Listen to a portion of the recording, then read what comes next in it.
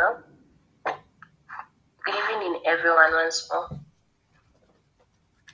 Good evening, Matimba. Welcome to our series, the Neuroanatomy Series that we've been conducting for the first quarter of the year. So today's presentation would be on the special senses, the cranial nerves. Yes. So my name is Matimba Molly Chilala. I'm the current president of the Copperbelt University Cortex Club. So without delaying you further, I'll go straight into the presentation. Emmanuel, can go to the next slide.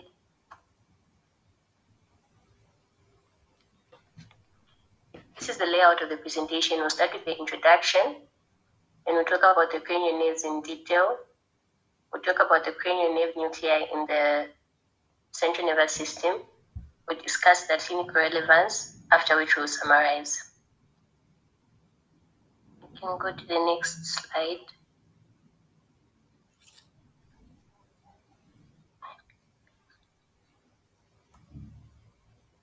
So as we begin, we know that cranial nerves have been an important topic of interest throughout neuroscience. So the cranial nerves simply are a set of 12 peripheral nerves. So these nerves emerge from structures in the brain, most particularly the midbrain and the brainstem.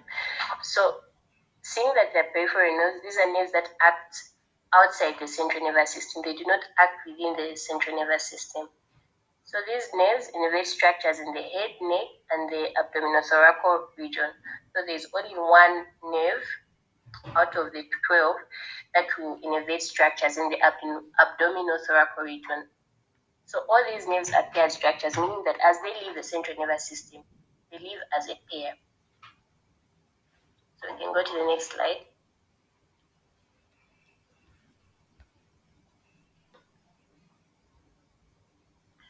The cranial nerves here listed are the 12 cranial nerves.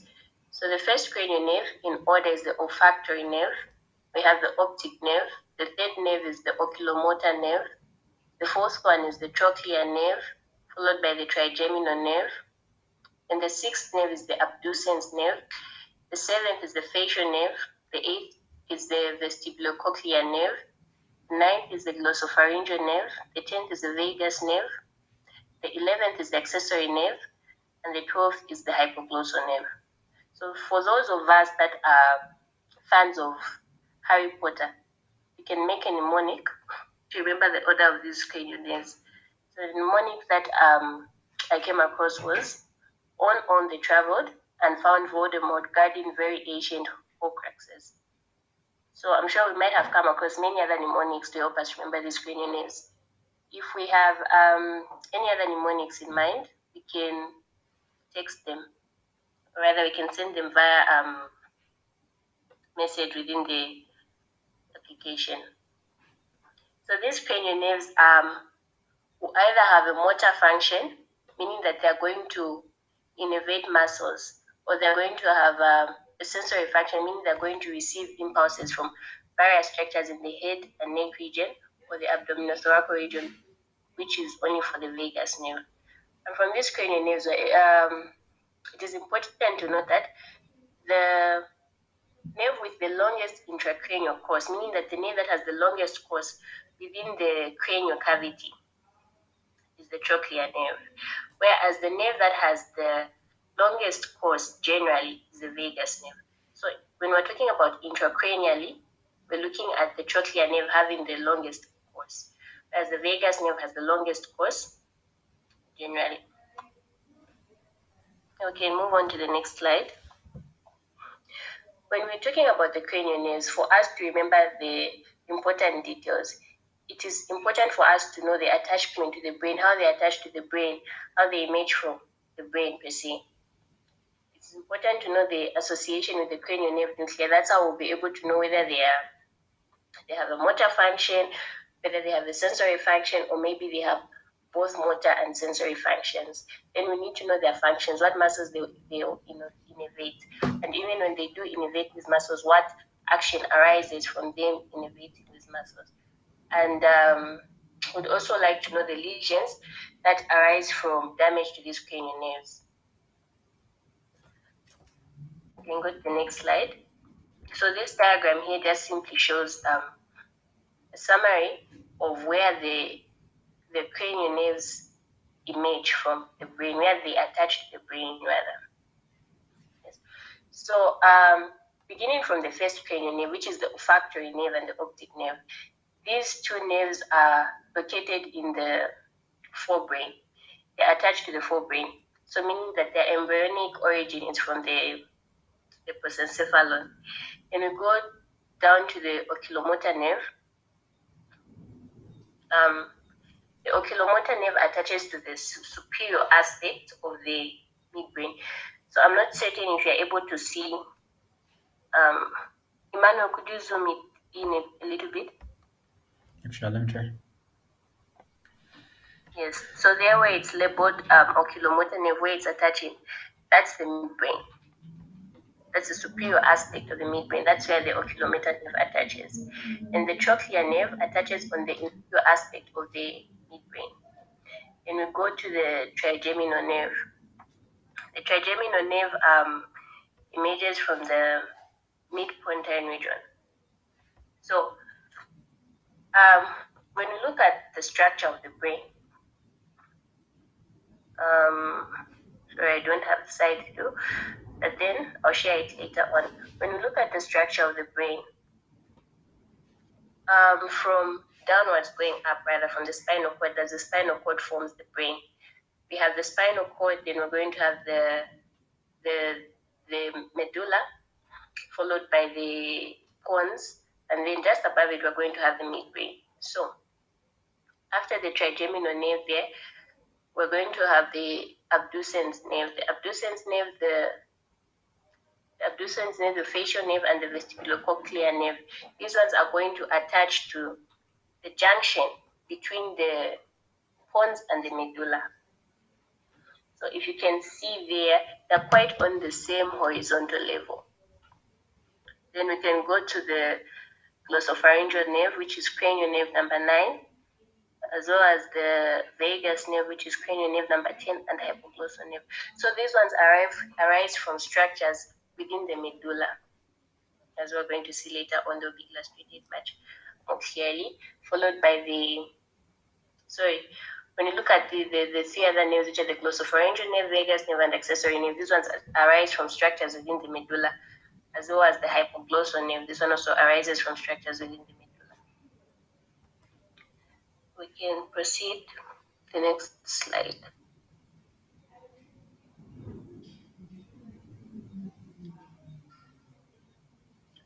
So we start with cranial nerve number 1, which is the olfactory nerve. Kindly pardon the spelling error there. So the olfactory nerve is the first cranial nerve. So as I had stated earlier, it comes from the prosencephalon, and this one is concerned with smell. It's the nerve that's responsible for smell. So it's going to be found in the nasal mucosa, the superior aspect of the nasal mucosa, where it's going to arise as bipolar cells. So these bipolar cells eventually are going to emerge as rootlets with the central process, where they're now going to attach to the olfactory bulb on the cribriform plate.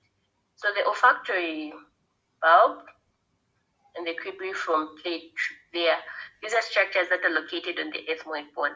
When we go further into neuroscience, we're going to realize that the brain, or rather the cranial cavity, is divided into the anterior cranial fossa, the middle cranial fossa, and the posterior cranial fossa. So these structures, the ethmoid bone, is found mostly in the anterior cranial fossa. And then from the olfactory bulb, the olfactory nerve is going to continue as an olfactory tract, where it's going to terminate in the temporal lobe, in the center that's responsible for olfaction. And as we had stated earlier, the olfactory nerve is mainly responsible for the sensory function. It only has a sensory function. We can go to the next slide.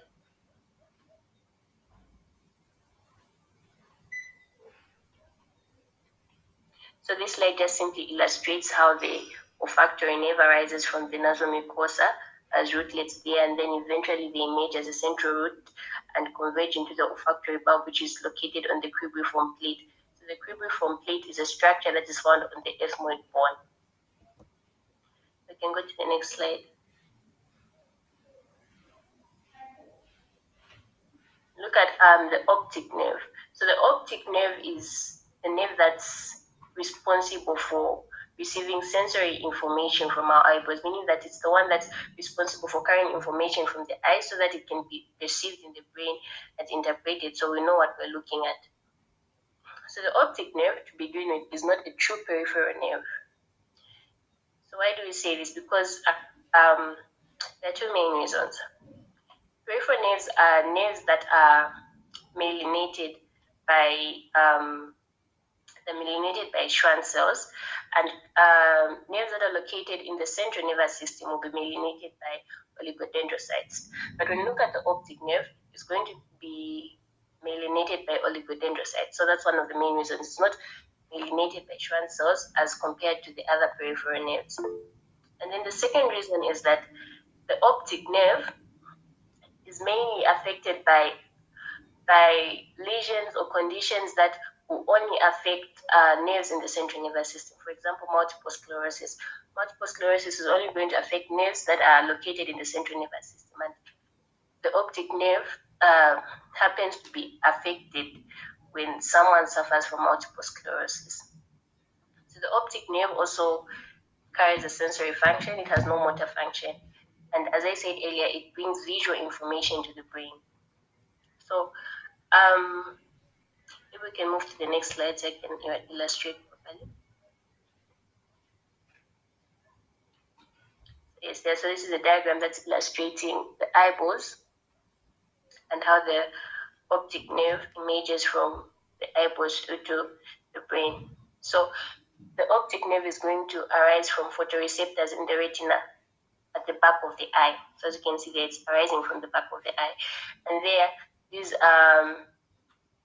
photoreceptors are going to converge into what I can call nerve roots, and then the nerve roots now are going to converge and form the optic nerve. So there's this part here where they decussate, where they cross over or decussate. So the part where they cross over and decussate is called the optic chiasma. After the optic chiasma, moving posteriorly, the optic nerve is no longer referred to as the optic nerve. In this case, it's going to be referred to as the optic tracts. Yes. So as they continue as the optic tracts, they're going to pass through a structure called the lateral geniculate body on either side of the thalamus. So the thalamus is also a structure that's located in the brain. So as they pass through on either side of the thalamus to the lateral geniculate body, they're going to then continue posteriorly as optic radiations to reach visual centers in the occipital region of the brain. So when we're looking at the lateral geniculate body, it's also important to note that there's also the medial geniculate body, which is mainly concerned with the vestibulocochlear nerve, which is cranial nerve number 8. We can move to the third nerve, the oculomotor nerve. So this one arises from either side of the cerebral aqueduct at the level of the superior collicus in the midbrain. So what's important to note is that it arises from the midbrain, particularly at the level of the cerebral aqueduct. So the oculomotor nerve is a nerve that innervates the extraocular muscles of the eye. It has motor function and is going to leave the cranial cavity through the superior orbital fissure. It's a fissure that's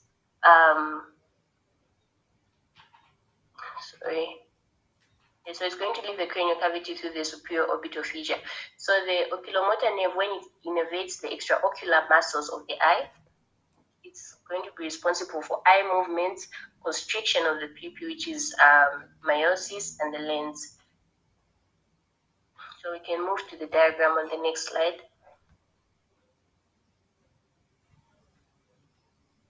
This is just simply a diagram that's illustrating that the oculomotor nerve is going to arise from the midbrain at the level of the cerebral aqueduct.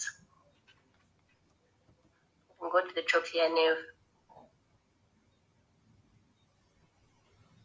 So the trochlear nerve also arises from the midbrain, though it's going to arise inferior to cranial nerve number 3, which is the oculomotor nerve, at the level of the inferior colliculus. So whereas the oculomotor nerve arises at the level of the superior colliculus, this one is going to arise at the level of the inferior colliculus. One important thing to note is that the other difference is that the oculomotor nerve is going to arise from the anterior aspect, the front part of the midbrain, whereas the trochlear nerve is going to arise from the posterior aspect of the midbrain, where it decussates, crosses over. So it's also going to leave the cranial cavity through the superior orbital fissure. And as I stated earlier, it has the longest intracranial course and it's responsible for the motor functions. So as we were talking about the oculomotor nerve, it's important to note that it innervates all the extraocular muscles of the eye, except for the superior oblique muscle, which is innervated by the trochlear nerve, and the lateral rectus muscle, which is innervated by the abducens nerve, which is cranial nerve number 6. We can move to the next slide again. So that's just a diagram that's simply showing the course of the trochlear nerve there. It arises from the trochlear nucleus, and then it on the posterior aspect of the midbrain, and then it goes over and decussates and comes to innervate the superior oblique muscle. The trigeminal nerve. So as we had, so the trigeminal nerve arises from the anterolateral aspect of the midpointine region, in between the pons. Okay, so maybe we can go to the next slide so that I can illustrate properly. So kindly, if you're able to zoom in, just zoom in. There's a part that's written midbrain there if you're able to locate it. So the midbrain is that structure that's giving rise to the last two nerves we had talked about. And just after the midbrain, there's that bulge that follows, which is called the pons. So in between, at the level of the middle of the pons there, that's where your trigeminal nerve is going to arise. From there, on the purple circle, that's saying that's saying the motor nucleus of trigeminal nerve. You can go back to the previous slide. So the trigeminal nerve carries both motor and sensory routes. So meaning that in as much as it innervates muscles, it's also going to carry sensory information. It's going to receive information from various parts of the head and neck region. So it divides into three main routes, which is the ophthalmic nerve, the maxillary nerve, and the mandibular nerve. So the sensory route is going to connect to all three motor routes. I mean, the sensory aspect of the trigeminal nerve is going to connect to all three of these branches. Sorry, pardon me for that error. It's going to connect to all three of these branches, which is the ophthalmic, maxillary, and mandibular division, whereas the motor route is only going to connect to the mandibular division. So information is only going to be relayed from the peripheral part of the body to the central nervous system via these three routes, whereas motor function of the trigeminal nerve is only going to be relayed via the mandibular branch. So when we look at how these nerves exit the cranial cavity, the trigeminal nerve divides into these three nerves before it exits the cranial cavity. So as a result, these three nerves are going to exit via different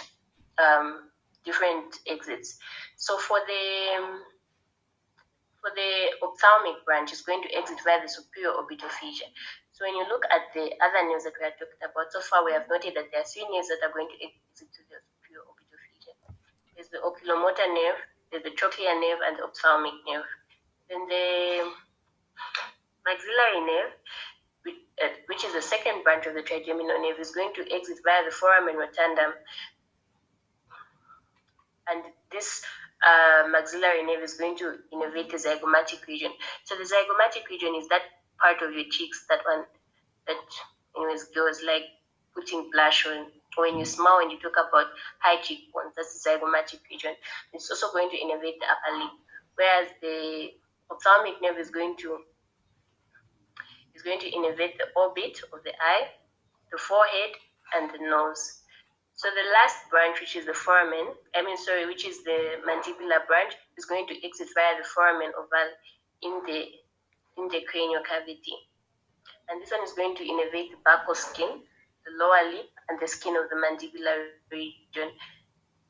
So the muscles of the nerves of the branches of the trigeminal nerve are going to innervate the muscles of mastication, mylohyoid, anterior belly of the digastric, tensor tympani muscles, which are all muscles of the brachial apparatus. Right, we would be able to remember the brachial apparatus from our embryology.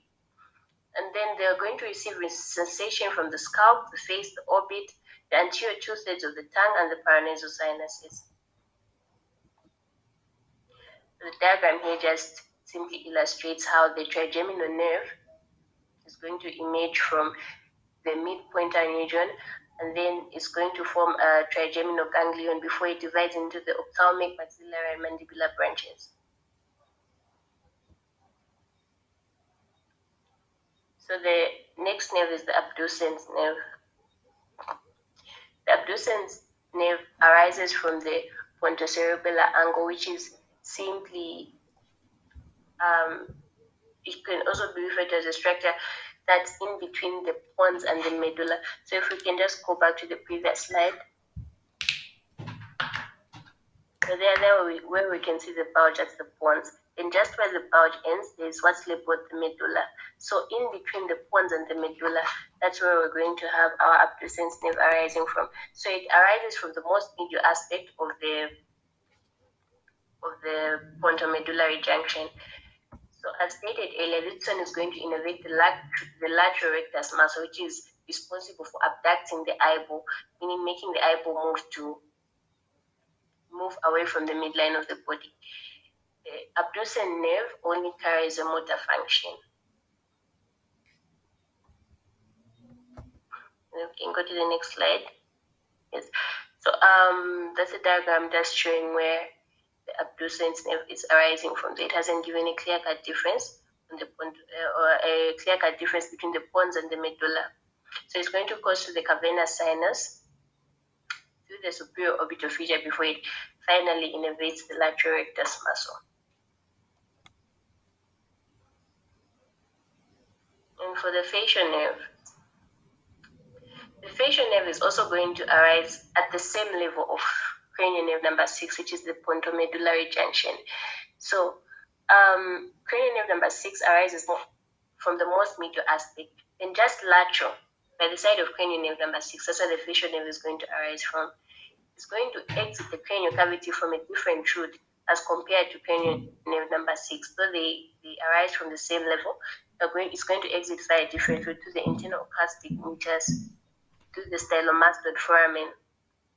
So the facial nerve exits first as a motor and sensory route. It has two routes because it has these two functions.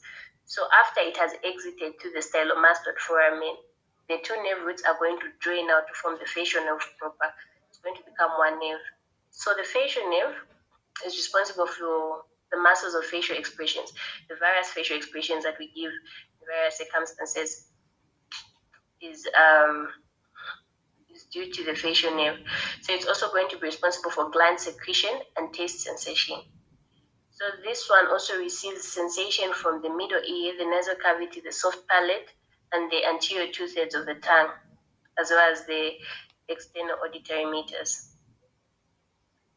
So when you talk about the glands, it's going to innervate the lacrimal, submandibular, sublingual, and palatine glands, as well as the muscles of facial expression. We can go to the next slide. So this diagram is a little bit complicated, but this is generally what's going to show the course of the facial nerve.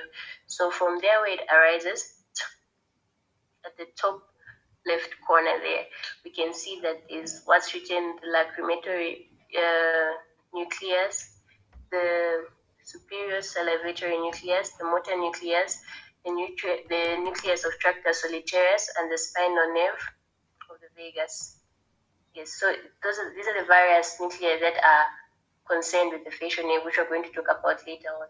So from there, they're going to converge together to form the facial nerve, and the facial nerve is further now going to divide into all these other branches, and mainly the five terminal branches of the facial nerve, which are the temporal, zygomatic, buccal, marginal, mandibular, and cervical branches, which are mainly going to innervate structures in the head region.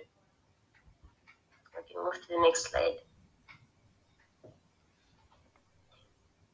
So the vestibulocochlear nerve is going to arise on the same level as the facial nerve and the abducens nerve, except it's going to arise lateral to cranial nerve number 7, which is the facial nerve, at the pontomedullary junction. So they're all at the same level, except this one is the most lateral. So it's also going to enter it's going to exit the cranial cavity via the internal acoustic meters, just as the facial nerve. This one only carries sensory rods. So the vestibulocochlear nerve is composed of two parts: the vestibular part and the cochlear part. So the vestibular part is concerned with balance and equilibrium, whereas the cochlear part is concerned with hearing. So just as we had said it earlier, it's made of two parts. So eventually, it's going to unite at the fundus to form the vestibulocochlear nerve, with the fundus of the internal acoustic meters where they exit. You can go to the next diagram. So this diagram is just simply showing how the vestibulocochlear nerve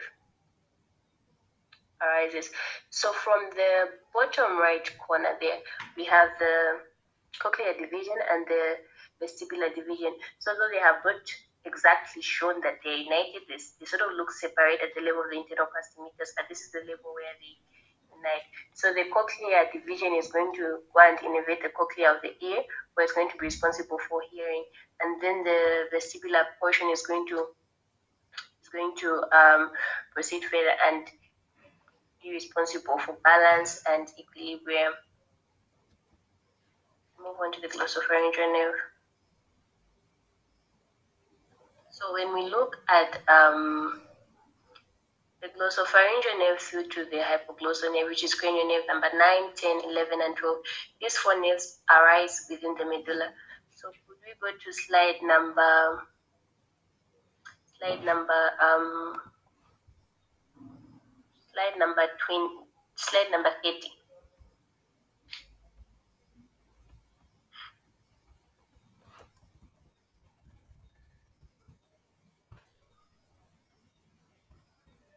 So if we're able to zoom it, let's please zoom it so that I could illustrate better. There's the diagram at the bottom right corner there. Yes. So that structure is simply showing the medulla, from what I could refer to as the front view. That's simply the medulla, the one with bulging. So there are two bulgings in between, in the middle, and then the bulgings lateral on the side of these other two bulgings. So these bulgings in between are what we call the pyramids of the medulla. Then the bulgings on either side of the pyramids are what we call the olives. I hope we're able to follow. The bulgings in the center are called pyramids, and the bulgings on the side, the lateral to the pyramids, are what we call the olives. Sorry. So the line that's demarcating the pyramids and the olives is what is known as the pre-olivary sulcus. And then the line that is on the outermost part of the olives is what is known as the post-olivary sulcus. Line in between the pyramid and the olives is the pre-olivary sulcus, and the one that is on the lateralmost aspect of the olives there is the post-olivary sulcus. So then we can go back to slide number 23. The glossopharyngeal nerve is going to arise from the post-olivary sulcus in the medulla of the brainstem. Post-olivary sulcus, together with cranial nerve number 10, which is the vagus nerve, and the hypoglossal nerve. So this one is So it's going to arise from the superiormost aspect of the post-olivary sulcus. So it's going to be the one that's going to be topmost. So it's going to exit the cranial cavity through the jugular foramen, and this one carries both sensory and motor functions. So when you look at the glossopharyngeal nerve, it's what's going to be responsible for swallowing, salivation, taste sensation, as well as sensation from viscera and other general sensation to the oral cavity. So for the motor function, it's going to innervate the parotid gland and the stylopharyngeus as well as the pharyngeal constrictors. So when we're looking at, if we remember our physiology very well, we're going to note that there are three main salivary glands. We have the sublingual, the submandibular, and the parotid gland. So of these three, it's only the parotid gland that is innervated by the glossopharyngeal nerve. So the glossopharyngeal nerve is further going to give sensory innervation to the posterior one third of the tongue, the middle ear, the pharynx, the epiglottis, carotid body, aortic sinus, and the soft palate. So this is just a simple diagram to illustrate how the the glossopharyngeal nerve arises from the brainstem rather. So it's going to arise via those nuclei there, the trigeminal nuclei, the nucleus tractus solitarius, the nucleus ambiguous, the inferior salivatory nucleus, which receives or which gives rise to nerve impulses that are going to innervate the parotid gland. So from there, these nerve roots are then they're going to unite and form the glossopharyngeal nerve proper and exit to the jugular foramen. Then it's going to continue its course to outside the cranial cavity where it's going to give rise to all these other branches. We move on to the vagus nerve. So the vagus nerve is going to arise inferior to the glossopharyngeal nerve. So just after the vagus nerve, at a level lower than the glossopharyngeal nerve, we're going to have the vagus nerve at the post-olivary sulcus. This one is also going to exit the cranial cavity through the jugular foramen and also carries both motor and sensory nerve roots. So the vagus nerve has the longest it has the longest course from the cranial cavity all the way to the peripheral parts of the body. So this one carries sensory information from the epiglottis, the thoracic and the abdominal viscera, the external occult meatus, the retroauricular skin behind the ear, and part of the meninges. So it's going to give motor innervation to the thoracoabdominal viscera, the lungs, the heart, as well as the laryngeal and pharyngeal muscles. We move on to the next diagram. So this diagram simply shows the structures that are innervated by the vagus nerve, but it doesn't show clearly which part of the medulla it's arising from. So as you can see, there are all these structures, the pharynx, the larynx, the lungs, various structures in the GIT such as the spleen, the kidneys, the small and large intestines, the stomach, and the cardiovascular system is going to innervate the heart, and so on. In the accessory nerve, which is the 11th cranial nerve, this one is going to arise inferior to the vagus nerve. So at the post-olivary sulcus, we have three nerves emerging from there. Superiormost is the glossopharyngeal, and just below it we have the vagus nerve, and below the vagus nerve we have the accessory nerve. Yes. So the accessory nerve has got two main parts. You have the cranial part and the spinal part. So the part that I'm referring to that will arise from the post-olivary sulcus is the cranial part. Then the spinal part is going to arise from the superior aspect of the spinal cord. That's the name, the accessory nerve, because it has two origins. So it's also going to exit the cranial cavity by the jugular foramen, just like the vagus nerve and the glossopharyngeal nerve. This one only carries motor roots, and it enables phonation and movement of the head and the shoulders, mainly through the trapezius muscles and the sternocleidomastoid muscles. And it's also going to innervate the laryngeal muscles.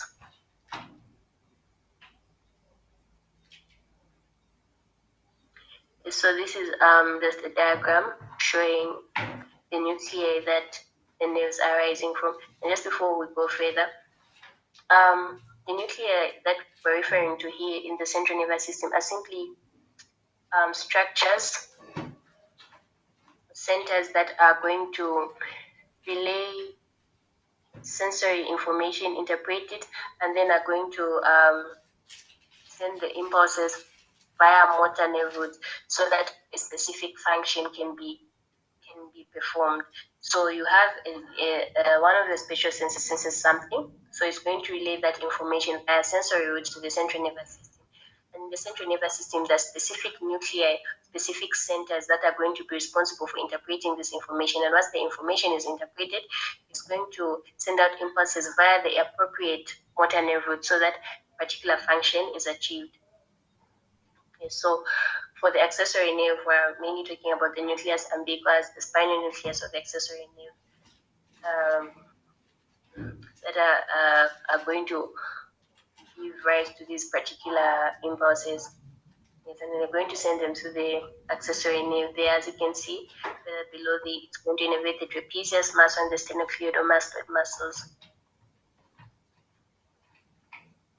Then for the hypoglossal nerve,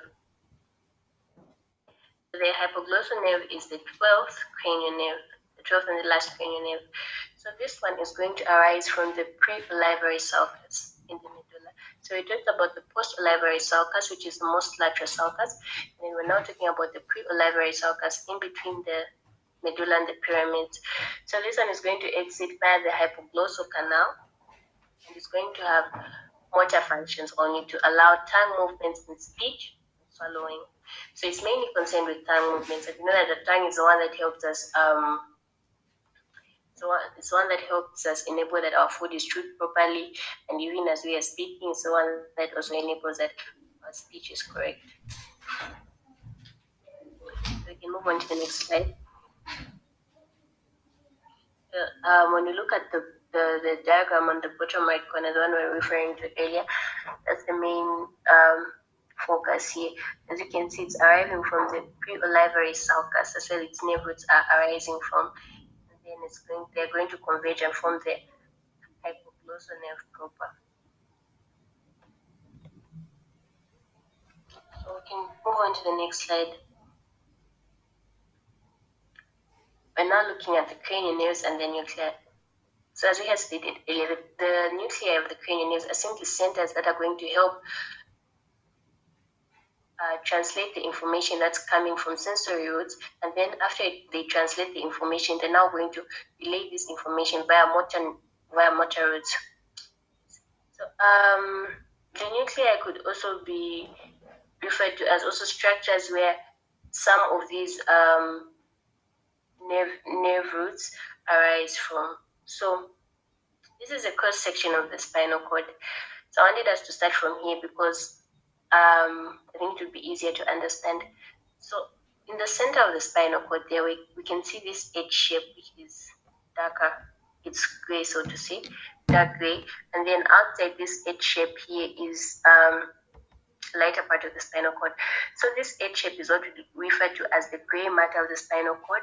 And then the surrounding areas, which are lighter, is what we call the white matter of the spinal cord. So when talking about the nuclei of the cranial nerves, the nuclei are simply aggregations of gray matter from the spinal cord. So the spinal cord is ascending upwards to form the brain. We note that the gray matter is going to disintegrate. It's going to disintegrate, and then the gray matter is going to form aggregations, and these aggregations are now what's going to be referred as nuclei of these cranial nerves in the central nervous system. So it's important to note that these nuclei are simply derived from the gray matter of the spinal cord. And then as we look at the spinal cord again, there's where it's labeled the anterior ventral horn, that's at the bottom left there. And then the top part or the dorsal part is called the posterior horn. So the anterior horn is responsible for motor functions, whereas the posterior horn is the one that's responsible for sensory functions. So it's important to note that even as we're looking at this structure here, the anterior horns are the ones that are in the middle, they're most medial. And then the posterior horn is more lateral. Yes. So as the spinal cord is now ascending to form the brain, eventually it's going to open up. It's going to open up in such a way that the anterior horn, or the one that gives out the motor root, is going to be in the middle, and then the posterior horn is going to be, the posterior horns rather are going to be on the lateral aspects or the sides of the brain. So we can move on to the next slide. So I want us to understand this slide very well. There's this, when we try to zoom in, or rather the last thing that's labeled there is somatic motor. So when we're looking at functions of cranial nerves, like, as I said earlier, they can either be motor functions or sensory functions, or they can have both functions. But even when they have motor, sensory, or both functions, these will either come from or innervate somatic muscles or visceral muscles. So the somatic muscles are simply skeletal muscles, these ones that are involved with voluntary movement, whereas the viscera are just simply smooth muscles, muscles that make up viscera in the body, for example, our lungs, the heart, and so on. So aside from somatic muscles and viscera, and smooth muscles for the viscera, we also have a special set of muscles which arose from the brachial plexus during embryonic life. So you're not the brachial plexus, the brachial apparatus during embryonic life. So these these impulses are what's going to be referred to now as spatial efferents or afferents. So what we mean by afferents are just simply, these are just simply nerves that are carrying sensory information from the peripheral parts of the body to bring them to the brain. Those are what are called afferents. Then efferents are those nerves that are going to carry motor functions from the central nervous system to peripheral parts of the body so that a specific function can be carried out. So when we're looking at the specific functions of the cranial nerves, when we classify them, we can see that they're those that are going to carry general somatic motor functions, meaning they're going to, they're going to give motor functions to somatic muscles, which are skeletal muscles. So we can have general somatic motor functions. We can have general visceral motor functions. Then we can also have special visceral motor functions, or the motor functions can also be referred to as efferents. So we can have general somatic efferents. We can have general visceral efferents, and we can have special visceral efferents. So the special visceral efferents are those that are going to innervate muscles that arose from the brachial apparatus, such as the muscles of mastication, the digastric muscles, the mylohyoid muscles that are located in the head region. Then aside from that now, we're going to have, just as we had the general somatic efferents and all the others, we can also have general somatic afferents. These are the ones that are now going to carry sensory information. So the afferents are for sensory information. You can have general somatic afferents. We can have general visceral afferents from smooth muscles. We can have special visceral afferents, and we can also have special somatic afferents. So remember, when we're looking at the efferents or the motor nerves, we only have a special visceral efferent. We do not have a special somatic efferent. But for the afferents or the sensory nerves, we have both. It's important to note that. So we can move on to the next slide.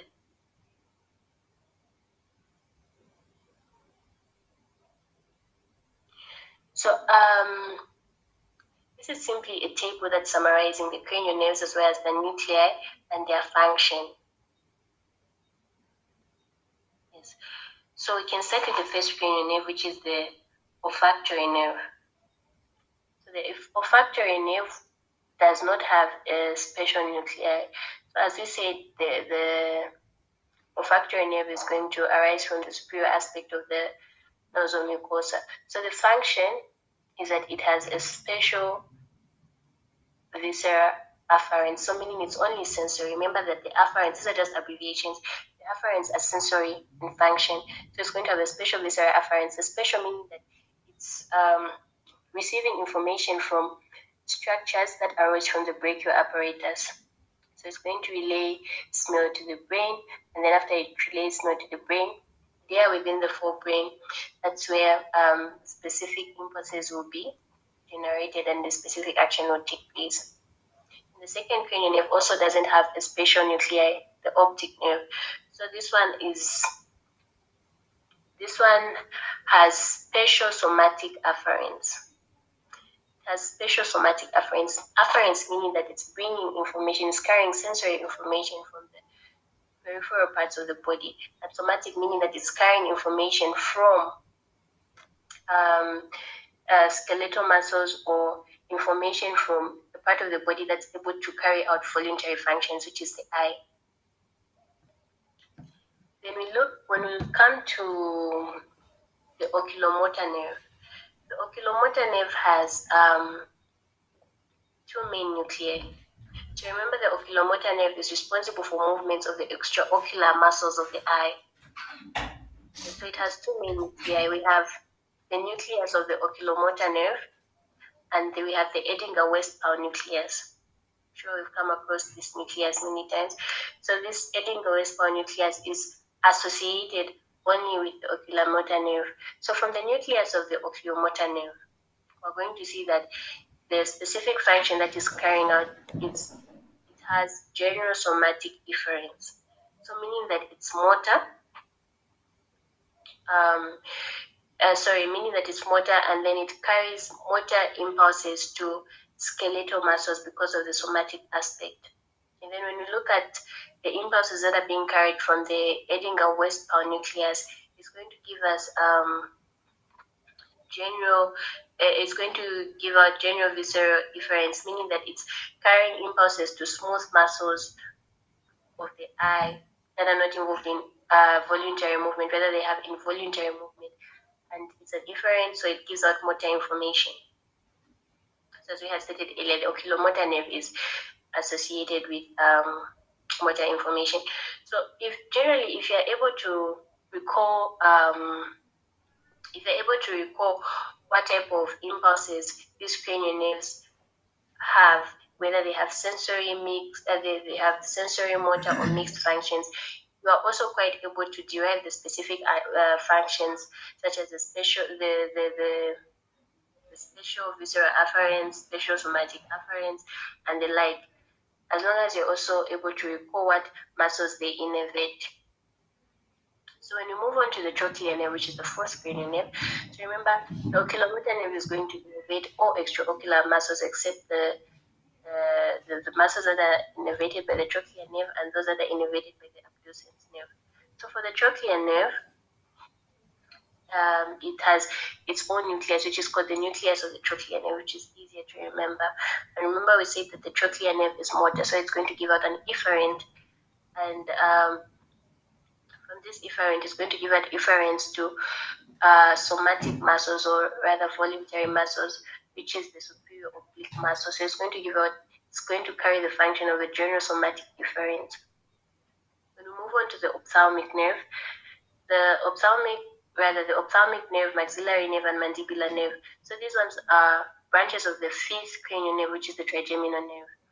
So remember, we said that the trigeminal nerve divides into these three nerves before it actually leaves the cranial cavity, giving them different exit routes. So for the ophthalmic nerve, because of this aspect of them having different exit routes, the central nervous system. So the ophthalmic nerve is going to arise from the principal pontine trigeminal nucleus. Sorry, just a minute. we can go back to slide number 16.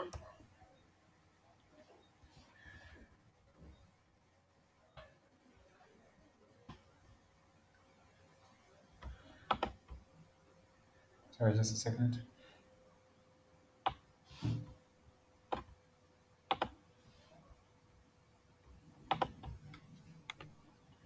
So yes, that's simply a diagram showing the course of the trigeminal nerve. So if we're beginning from the left,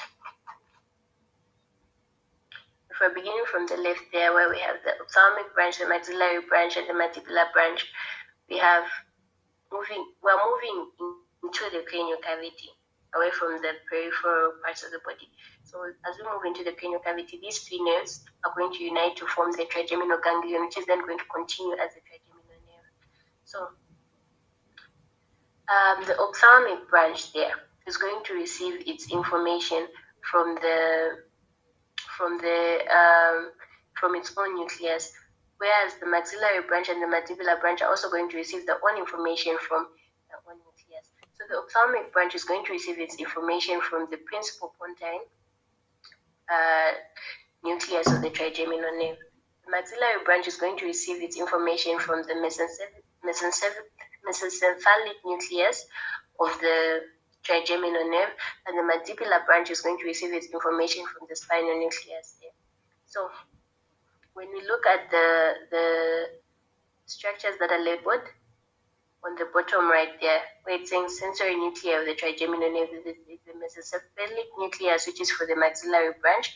There's the main sensory nucleus, which is the principal pontine nucleus of the trigeminal nerve, which is for the ophthalmic branch, and we have the spinal nucleus of the trigeminal nerve, which is for the mandibular branch. That's what I just wanted to illustrate. We'll go back to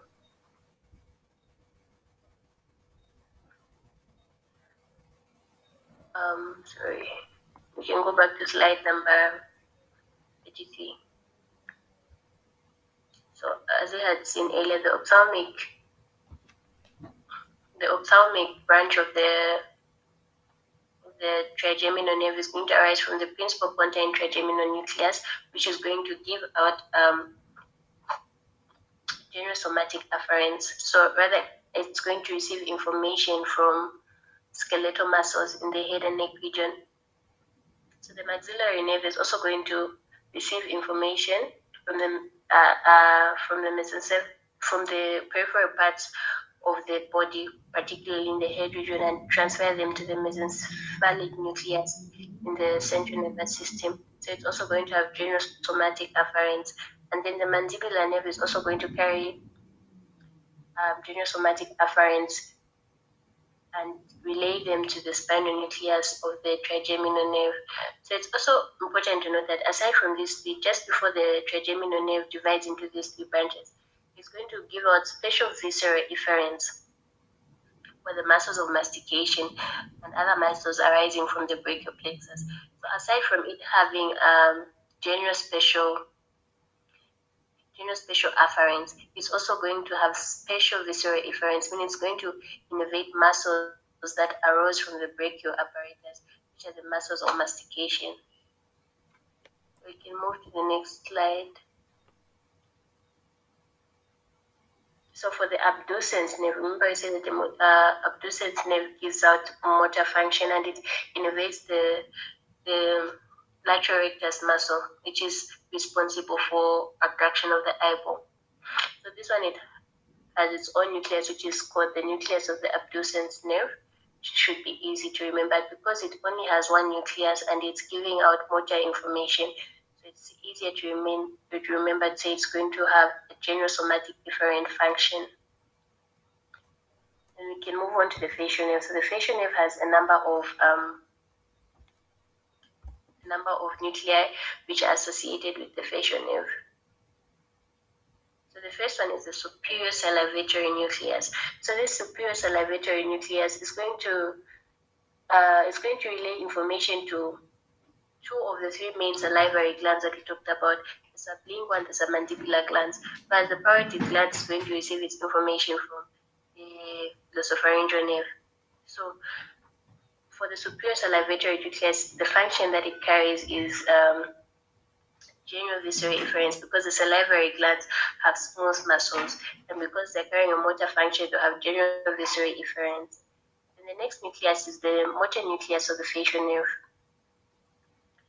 So the motor nucleus of the facial nerve is going to carry, remember we said the facial nerve has got both motor and has both motor and sensory functions. So for the motor nucleus of the facial nerve, it's going to have special visceral efferents, meaning that it's going to innervate muscles. It's going to give motor function to muscles that arose from the brachial plexus, the muscles of facial expression. And the next nucleus is the nucleus of tractus solitarius. So the nucleus of tractus solitarius, which is mainly going to receive information, taste sensation from the tongue, because the facial nerve is also involved in taste sensation from the tongue.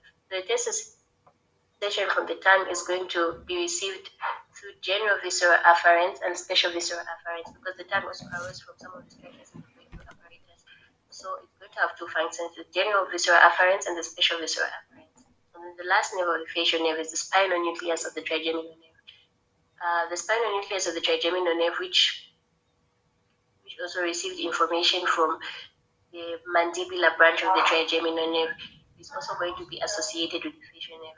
So it's important to note that these cranial nerves can be associated with, each cranial nerve can be associated with one or more nuclei, whereas there are also some cranial nerves that are not associated with any special nuclei at all.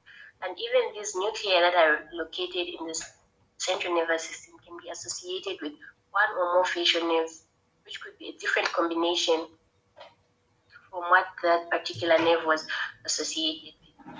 So the spinal nucleus of the trigeminal nerve, as we have stated earlier, is going to carry sensation.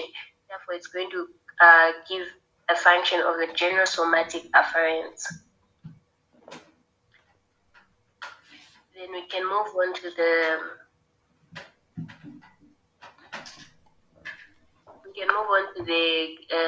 vestibulocochlear nerve. So remember we said that the vestibulocochlear nerve has got both, it has two components, which is the vestibular part and the cochlear part, but it's only going to receive sensation. It has no motor function. So for the vestibular nuclei, because these carry sensations from structures that arose from the brachial plexus, so it's going to give out special somatic afferents.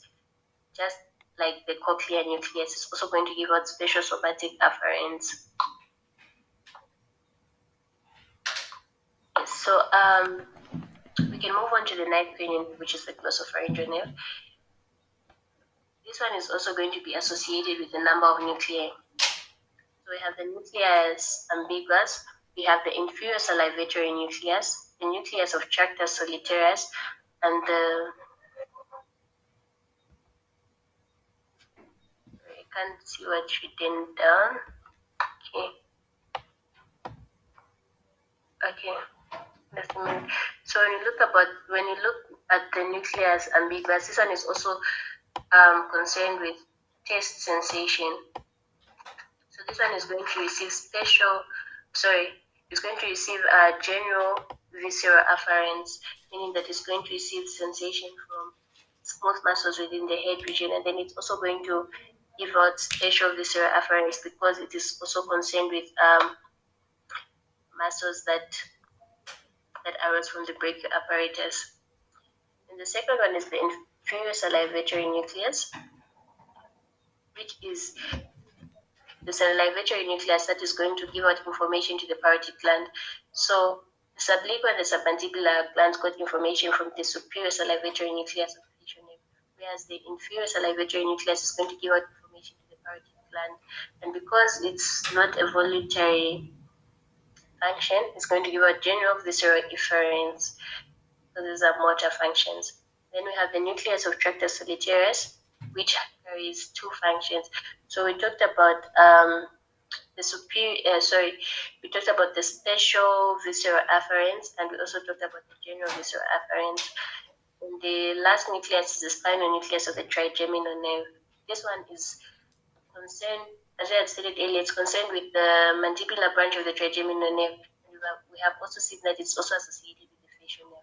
So in addition, it's also associated with the glossopharyngeal nerve, where it's going to give out general somatic afferent, and it's going to carry a function of general somatic afferent. I can move to the next slide. So, when we talk about the vagus nerve, say that the vagus nerve carries mixed functions, has both motor and sensory functions. So just like the other nerves that we had seen earlier, it's also associated with a number of nuclei. So the first one is the dorsal nucleus of the dorsal motor nucleus of the vagus nerve. We have the nucleus ambiguus, nucleus of tractus solitarius, and the spinal nucleus of the trigeminal nerve. So as for the spinal nucleus of the trigeminal nerve, this is the fourth cranial nerve it's associated with. For the nucleus of tractus solitarius, we're able to see that it was also associated with the facial nerve and the vestibulocochlear nerve. And then for the nucleus ambiguus, we've seen that it has also been associated with the glossopharyngeal nerve. So for the dorsal motor nucleus, this one is going to give out general visceral efferents because of its motor function. So it's going to give out general visceral efferents to structures mostly in the thoracoabdominal region, which are the lungs, the heart, the GIT. We're also going to see that it's also going to innervate structures in the larynx. Then the nucleus ambiguous, as we had stated earlier, which is responsible for taste sensation, is going to carry a special visceral efferent. When we look at the nucleus of tractus solitarius, the nucleus of tractus solitarius carries its two functions, the special visceral afferent and the general visceral afferent. When we look at the spinal nucleus of the trigeminal nerve, which we had seen earlier, will only carry the general somatic afferent. When we go to the 11th cranial nerve, so for the 11th cranial nerve, it's only going to have one nucleus. It's also associated with, in other studies, it has been shown to be associated with the spinal nucleus of the trigeminal nerve, though it hasn't yet been quite proven. So for now, we'll only stick to the nucleus ambiguous. So the nucleus ambiguous is going to be associated with general somatic efferents. And then the hypoglossal nerve. The hypoglossal nerve is the last cranial nerve. So this one has its own nucleus, which is the nucleus of the hypoglossal nerve. This one is going to give out, is going to innervate the muscles of the tongue responsible for speech and for speech and swallowing. And then we're going to see that it's going to carry a function of the general somatic efferents because it has a motor function. We can go to the next slide.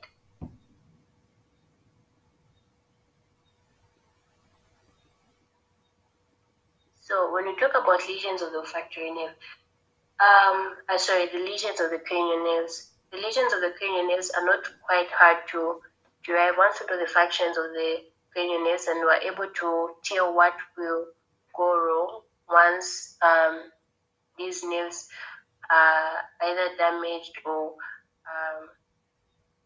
are weakened in a way. So when we start with the olfactory nerve, remember we said that the function of the olfactory nerve is to carry the sensation of smell from the nasal mucosa to the central nervous system so that it's perceived. So when we have damage to the olfactory nerve, we're going to see a patient who's going to experience loss in changes of sense, of smell, and sometimes taste. Then we go to the second cranial nerve, which is the optic nerve. So the optic nerve is usually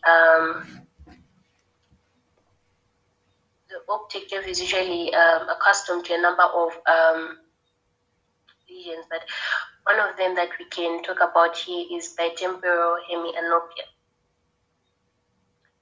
So bitemporal hemianopia arises when we note that there is a pituitary adenoma. So when the pituitary gland in the brain has an adenoma, this adenoma is going to grow in such a way that it's going to affect the the optic nerve in its tract, particularly at the side of at the level of the optic chiasma in the medial cranial fossa. So as a result, we're going to see a patient who's going to come with bitemporal hemianopia. Then the third nerve there should be the oculomotor nerve. The main region that we can talk about here is oculomotor nerve palsy. So oculomotor nerve palsy can be caused by a number of things. Some of these things we can have increased intracranial pressure to many reasons as well. We can have an aneurysm in the posterior communicating artery. We can have an infection in the cavernous sinus. We can have diabetes mellitus, multiple sclerosis, myasthenia gravis, and giant cell arteritis, among other things. All these things can lead to oculomotor nerve palsy. So, oculomotor nerve palsy is characterized by ptosis. So, ptosis is just simply drooling of the upper eyelid. You find someone who has like lazy eyes, but then only on one side. Then, aside to ptosis, we have a dilated pupil, and then a down and out position of the eye at rest. So imagine you have someone who seems like they're looking downwards, so the pupil is focused downwards, and then it's outwards as well when the eye is at rest. So the next step is the trochlear nerve. So the trochlear nerve, damage to the trochlear nerve can result in trochlear nerve palsy, which can also be caused by a number of things. So when you have trochlear nerve palsy, we see that the patient is not able to utilize the superior oblique muscle. And the next step is the trigeminal nerve. So for the trigeminal nerve, because of its various branches, it can manifest as different lesions or other conditions depending at the level at which it was damaged. So when we see damage to the trigeminal nerve after its division into its three main branches, we have absence of the corneal reflex in the eye. So when we see that a person manifests with absence of the corneal reflex in the eye, we know that the ophthalmic division is damaged. And then another clinical relevance is for the mandibular division of the trigeminal nerve. So when a patient is undergoing a dental procedure, of course, we don't just go straight into the procedure without administering local anesthesia. So we administer this local anesthesia after identifying the inferior alveolar branch, which is the branch of the mandibular division of the trigeminal nerve. After we have identified the inferior alveolar branch, we administer local anesthesia there so that we can have a nerve block, and then there's no sensation that is being carried from this part of the buccal cavity to the central nervous system, and as a result, the patient is not able to feel pain or any sort of sensation as they are carrying out dental procedures. So we can go to the next slide, the abducens nerve. So remember, the abducens nerve innervates the other muscle that is not innervated by the oculomotor nerve, which is the lateral rectus muscle. When we have a lesion to the abducens nerve, we have someone who manifests strabismus. So strabismus is when a person is not able to move their pupils consistently in the same direction. So you find when you ask a patient to follow, usually we would use something simple like a pen in the hospital. So you put the pen right in front of them, and then you ask them to follow the direction of the pen. You move it from side to side. You find that only one pupil is able to follow the direction of the pen. The other pupil will mostly be confined to an area because it's the abducens nerve is not able to abduct the eyeball. So we find that the pupil is mainly restricted to the medial aspect of the eye. When we go to the facial nerve, so the most common lesion that we can talk about when we look at the facial nerve is the facial nerve palsy. The facial nerve palsy is mainly characterized by inability to wrinkle the eyeball, to wrinkle the eyelid. Sorry, so then you're trying to close the eyes, but then you are unable to form wrinkles. Then aside from inability to wrinkle the eyelid, you have a drooping eyelid, you have ptosis. You also have loss of the nasolabial fold, so it just be straight along the nasolabial fold there. just be straight. And then you have the drooping corner of the mouth, not the eyelid. And we can talk about the vestibulocochlear nerve. So the vestibulocochlear nerve, because it has two main parts, the vestibular nerve and the cochlear part. So for the vestibular part, we can talk about clinical relevance called vestibular neuritis. So because the vestibular part is concerned with balance and equilibrium, when someone has vestibular neuritis, which is caused by a number of things, mainly we can have the herpes simplex, virus infection. This one can cause vestibular neuritis, causing inflammation, and then the patient could present with vertigo. So vertigo is simply a sensation that it's a false sensation that things around you are spinning. Apart from vertigo, the patient will also present with nystagmus. So nystagmus is like involuntary turning of the pupil in the eye, like the pupil just keeps turning like that in a way. And then you have loss of equilibrium. You have loss of balance really, and then you also present with nausea and vomiting. And when you look at the cochlear part, we can talk about a condition called labyrinthitis. So this one is just simply inflammation of the membranous labyrinthine within the cochlear nerve. So this one could also be caused by the same things that would cause vestibular neuritis, and it could also present with the same things such as vertigo, nystagmus, loss of equilibrium, nausea, and vomiting. But in addition to these things, we're going to present with loss of hearing as well as tinnitus. So tinnitus is also just simply a false sensation that there are things ringing in your ears. So it's just like sharp sound in your ears. So once you have all these signs and symptoms, in addition to loss of hearing and tinnitus, then we can now talk about inflammation of the cochlear part of the vestibulocochlear nerve. So when you look at the glossopharyngeal nerve, the main clinical relevance we can talk about here is the loss of the gag reflex, because the glossopharyngeal nerve is important for innervating structures that are concerned with swallowing. So once you have loss of the gag reflex, you know that there's something wrong with the glossopharyngeal nerve.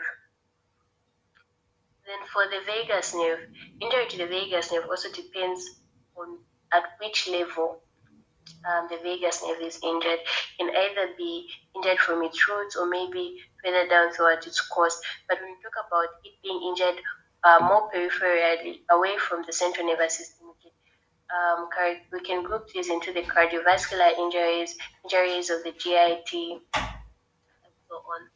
So when you talk about cardiovascular lesions or clinical relevance, we can talk about what we call the vagovagal syncope. So vagovagal syncope is simply a condition in which there's overstimulation of the vagus nerve. So the vagus nerve is responsible for parasympathetic supply to the cardiovascular system. And then the cardiovascular system, when stimulated, the vagus nerve is going to result in a decrease in the heart rate and contractility of the heart. So as a result, if you have overstimulation of the vagus nerve, meaning that your heart rate and the contractility is going to reduce to such a way that there's less blood flow to different parts of the body, and as a result, you're going to manifest with a number of clinical signs and symptoms. For example, you can have someone suddenly losing their consciousness because there's not enough blood reaching the brain. So the other clinical relevance we can talk about is a carotid sinus massage. So we mostly see this one in patients, not really patients or individuals. This carotid sinus massage is simply a massage that's especially performed in individuals who are hypertensive. So remember, when someone is hypertensive, the goal is to bring the blood pressure down and maintain it at a certain level. So before we could even go into antihypertensive drugs, some people would start with the carotid sinus massage. So the carotid sinus, there we have baroreceptors which send information to the central nervous system, particularly to the nucleus of tractus solitarius, and from there we're able to control our blood pressure. So when our blood pressure goes high, we see impulses being sent to the nucleus of tractus solitarius so that our blood pressure is reduced. And vice versa, when it's low, impulses are also sent, or rather there are less impulses that will reach the nucleus of tractus tractus solitarius so that our blood pressure is increased. So for someone who's hypertensive, when you perform a carotid sinus massage, it's like you are sending more impulses. You're causing more conduction of sodium impulses so that there's an action potential which is generated even faster. And then it's going to reach the nucleus of tractus solitarius in the central nervous system to give an interpretation that the blood pressure is high. Because for someone who's hypertensive, we define it as a chronic illness because um, the body gets used to a specific set point, which is not normal, but for the body, it suddenly becomes normal. That's when you define a person as hypertensive. So when you perform a carotid sinus massage, because now you are now sending more impulses than what the body is used to. The nucleus of tractus solitarius is going to send impulses that are going to cause a reduction in blood pressure. So it's very effective in hypertensive patients. And when we go to the GIT, we have injury to the vagus nerve, or lesions there could present with dysphagia. So you know that the vagus nerve is also going to innervate parts of the esophagus there. So through that innervation there, when the vagus nerve is damaged, the patient will not be able to swallow properly. So the patient is going to present with dysphagia. Other lesions to the vagus nerve are going to result in uvula deviation towards the affected site, loss of the gag reflex because it's also responsible in swallowing through innervation of the pharynx. And the vagus nerve was also used in treatment of peptic ulcer disease. What I'm not certain is if it's still being used as one of the means of treating peptic ulcer disease. So the way they would do this is that they would perform a vagotomy at an appropriate level so that the vagus nerve no longer innervates the stomach. So remember, in peptic ulcer disease, it's mainly caused by an imbalance between the protective mechanisms in the stomach, protective mechanisms from the acid that's produced in the stomach. So once you perform a vagotomy, the stomach will not be able to release hydrochloric acid, and as a result, to be able to treat ulcers anyway.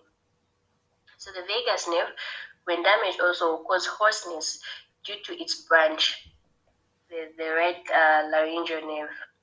So when one part of the right laryngeal nerve is damaged, either the left side or the recurrent laryngeal nerve, sorry, either the left side or the right side, when it's damaged, they're going to result in hoarseness. But when both sides are damaged, you're going to have aphonia, which is simply loss of voice, complete loss of voice. We can move to the next slide. So the next cranial nerve that we can talk about here is the accessory nerve, which is cranial nerve number 11.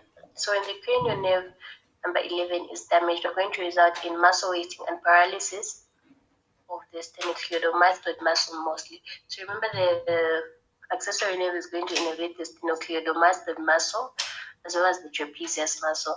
So when this nerve is damaged, we're going to have muscle wasting and paralysis of these muscles. So we're going to find that the person usually has difficulties in moving his head side to side. So the last nerve that we talk about here is the hypoglossal nerve. So the hypoglossal nerve, because it's concerned with motor functions to the tongue, swallowing, and speech, an injury to the hypoglossal nerve is going to result in reduced functions of the tongue, and mostly it's going to be characterized by deviation of the tongue towards the lesion, towards the affected side. So basically, this is what you need to know about the cranial nerves. So you need to know the cranial nerves in the order, what sort of function they carry. Is it a motor function, a sensory function, or both? And you also need to know the specific nuclei that are associated with these cranial nerves and the function they carry out. This is the end of the presentation.